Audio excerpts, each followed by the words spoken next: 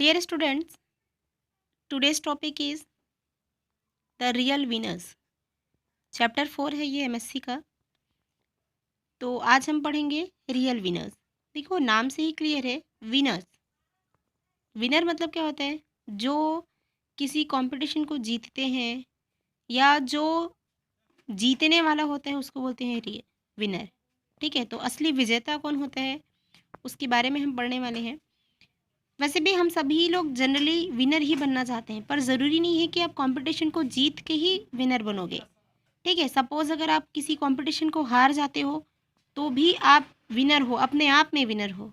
कैसे विनर हो? अब आप बोलोगे मैम ये तो गलत है, अगर मैं कंपटीशन हार गया तो मैं तो लूज़र हो गया, विनर नहीं हुआ, ये ऐसी सोचोगे। लेकिन मेरे ख्याल से या मेरे हिसाब से उस कंपटीशन में जाना या उस कंपटीशन में पार्टिसिपेट करना वही अपने आप में ही एक क्या है, विनरशिप है। ठीक है, ज़रूरी नहीं है कि आप किसी भी कंपटीशन में पार्ट कर रहे हो इसका मतलब आप जीतोगे ही। हालांकि आपको उसी जोश और जुनून के साथ खेलना चाहिए, पर अगर आप उस कंपटीशन में नहीं भी जीतते हो तो भी अपने आप में ही आप एक विनर हो, क्योंकि आप उस लेवल तक गए जहाँ तक कोई ही नहीं जा सका, या आप उस कंपटीशन में पार्टिसिपेट किए, यही अपने आप में ही बहुत बड़ी बात होती है ना। तो यहाँ पे एक लाइन लिखा है, the good player inspire themselves but the great player inspire others. तो आप को क्या करना है, ग्रेट प्लेयर बनना है ना। जैसे गुड जो प्लेयर होते हैं वो जनरली अपने आप को मोटिवेट करते हैं, अपने आप को इंस्पायर करते हैं। लेकिन जो बहुत अच्छे विनर्स होते हैं या बहुत अच्छे जो प्लेयर्स होते हैं वो क्या करते हैं, दूसरों को इंस्पायर करते हैं अपने साथ साथ।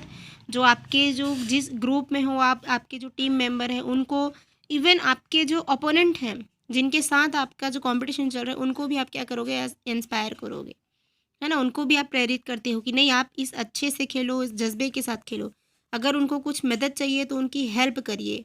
ठीक है, जैसे हमारे स्कूल में होता है क्या, एनुअल स्पोर्ट्स होता है ABCD करके टीम डिवाइड रहता है। हम लोग क्या करते हैं, हमारे ग्रुप में जो मेंबर रहते हैं उनके साथ रहते हैं, अदर ग्रुप मेंबर्स भी रहते हैं। हम लोग क्या करते हैं, सभी को इक्वली ट्रीट करते हैं। तो ऐसा मन में वो नहीं आना चाहिए कि नहीं वो दूसरे ग्रुप का है तो उनके साथ लड़ाई करना है, झगड़ा करना है। नहीं, ऐसा आपको कभी भी नहीं सोचना है। आपको एक गुड कॉम्पिटिटर बनना है, गुड प्लेयर बनना है, ग्रेट प्लेयर बनना है और सभी के साथ बहुत अच्छे से ही बिहेव करना है। ठीक है, तो यहाँ पे आज हम ऐसी क्या बोलना चाहिए मैसेज के साथ इस चैप्टर को स्टार्ट करते हैं कि how we can become a real winner और दी ग्रेट प्लेयर। ठीक है, तो हम लोग स्टार्ट करते हैं। यहाँ पे लिखा है, every 4 years man and women from around the world come together to take a part in greatest sporting competition on earth, that is the Olympic Games। Olympic game के बारे में आप सभी सुने भी होंगे। हर 4 साल के बाद ओलंपिक गेम होता है जहाँ पे बहुत सारे प्लेयर लोग जाते हैं खेलने के लिए। और ये सिर्फ इंडिया का नहीं है, ये ओलंपिक गेम पूरे वर्ल्ड में होता है, पूरे अर्थ में होता है, जहाँ पे अलग अलग कंट्रीज़ के लोग आते हैं। और वहाँ पे क्या होता है, इन बिटवीन कंट्रीज़ है ना, 2 कंट्री या 2 से ज़्यादा कंट्री के बीच में क्या होता है, कंपटीशन होता है।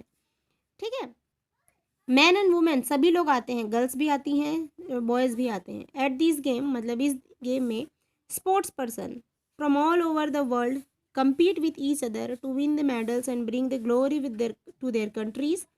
Records are broken and new champions are crowned. अब यहाँ पे देखिए, एट दिस गेम, इस गेम में क्या होता है, जितनी भी गेम्स होते हैं, ज़रूरी नहीं एक ही गेम में, आपके ओलंपिक में बहुत सारे गेम्स होते हैं, रेस होते हैं, स्विमिंग होता है, जिमनास्टिक वगैरह बहुत सारे गेम्स होते हैं। तो स्पोर्ट्स पर्सन क्या होता है बेटा, जिन लोग खेलते हैं उसको बोलते हैं स्पोर्ट्स पर्सन। जो खेलने वाले होते हैं, जो पार्टिसिपेट करे रहते हैं, उनको बोलते हैं sports person. From all over the world, बहुत सारे जगहों से, पूरे वर्ल्ड से क्या आते हैं, स्पोर्ट्स पर्सन आते हैं और कम्पीट करते हैं। कम्पीट करना मतलब मुकाबला करना, किसके साथ, बाकी जो दूसरे लोग हैं या दो दूसरे प्लेयर हैं उनके साथ। टू विन द मेडल, किसके लिए मुकाबला करते हैं, अपना मेडल जीतने के लिए या गेम को जीतने के लिए। And bring glory to their country, glory मतलब गौरव, मान सम्मान अपने कंट्री को बढ़ाने के लिए क्या करते हैं, कंपटीशन करते हैं और मेडल जीत के लाते हैं। किसके लिए, अपनी अपनी कंट्री के लिए। जैसे हम अगर ओलंपिक में गए तो हम किसके लिए खेलेंगे, भी हम लोग क्या रिप्रेजेंट करेंगे, कंट्री को रिप्रेजेंट करेंगे जिसका नाम है इंडिया। हम लोग इंडिया के हैं ना। ठीक, रिकॉर्ड्स आर ब्रोकन, हर साल जो है रिकॉर्ड टूटता है ना। सब सब क्या करते हैं, नया नया रिकॉर्ड बनाते हैं। कोई 5 सेकंड में कर रहा है, कोई 10 सेकंड में कर रहा है, कोई 5 मिनट में कर रहा है, कोई 10 मिनट में कर रहा है। ऐसा नए नए रिकॉर्ड्स बनते जाते हैं। नए नए चैंपियन को क्या करते जाते हैं, क्राउंड मतलब मेडल देते जाते हैं या ताज पहनाया जाता है। ठीक है, गर्ल्स भी पार्टिसिपेट करती हैं इसमें।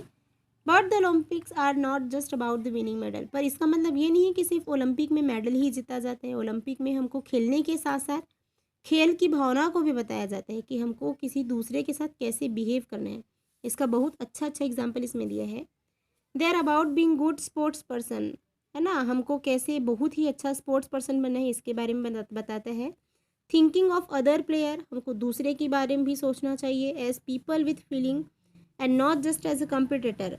हमको उनकी फीलिंग्स के बारे में सोचना है, उनके बारे में भी सोचना चाहिए। ऐसा नहीं कि भाई वो हमारे कॉम्पिटिटर है तो उसको ध्यान नहीं देना है, या वो तो अपोजिट पार्टी का है, दूसरी कंट्री का है, हम क्यों उसकी मदद करें, ऐसा बिल्कुल नहीं सोचना है।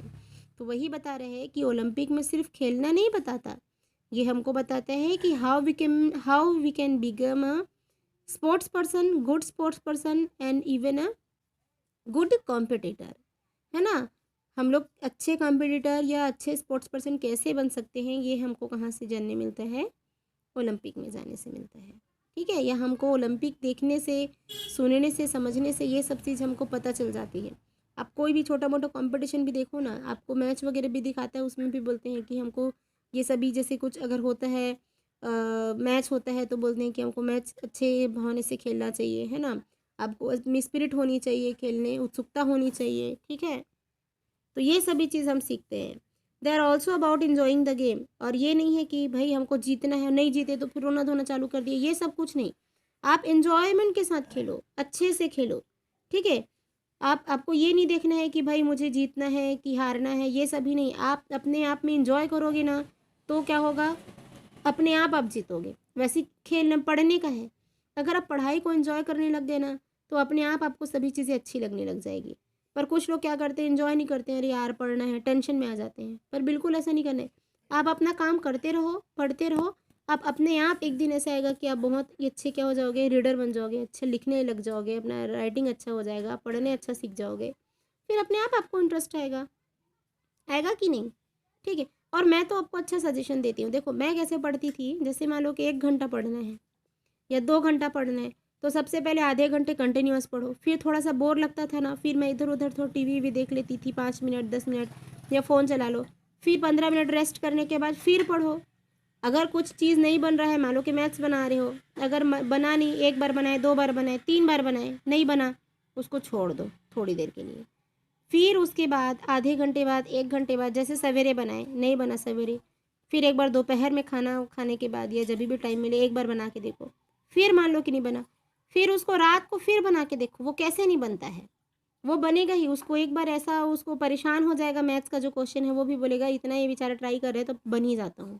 तो ऐसे अगर आप उसके पीछे लगे रहोगे ना तो वो ज़रूर क्या होगा, सॉल्व हो जाएगा। फिर आपको सॉल्व करते करते नया ट्रिक भी मिल जाएगा कि किस टाइप के क्वेश्चन को कैसे सॉल्व करना है।